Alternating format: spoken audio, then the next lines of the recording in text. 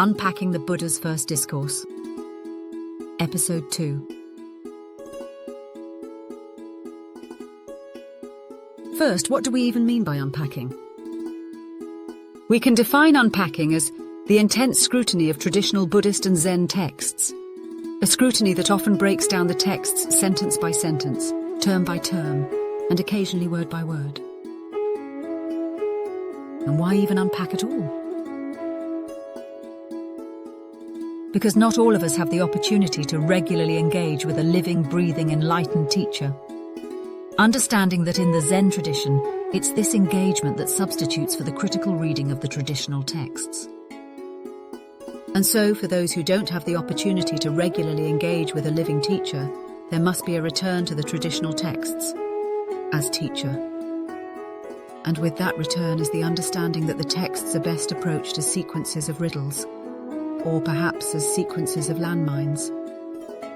And these riddles must be reconciled, these landmines cleared, if we are to truly make progress.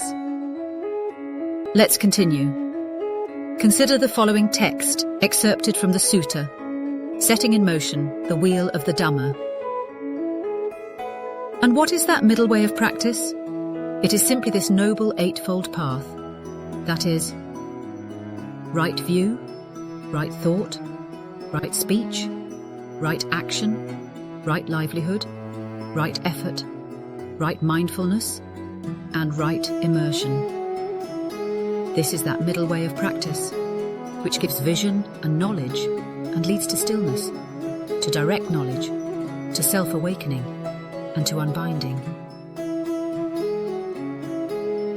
And in aiding in the unpacking of this brief excerpt, we might consider a handful of questions.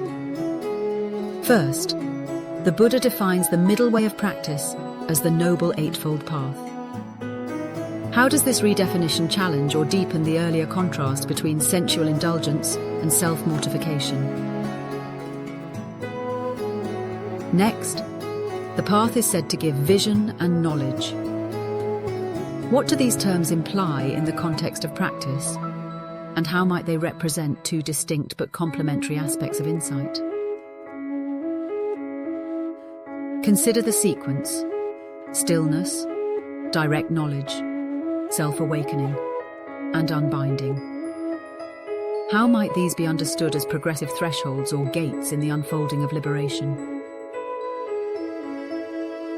Many of the 8 factors, such as right effort, right mindfulness, and right immersion, seem to cultivate an ongoing internal awareness. In what ways does the Noble Eightfold Path function as a training in sustained introspection?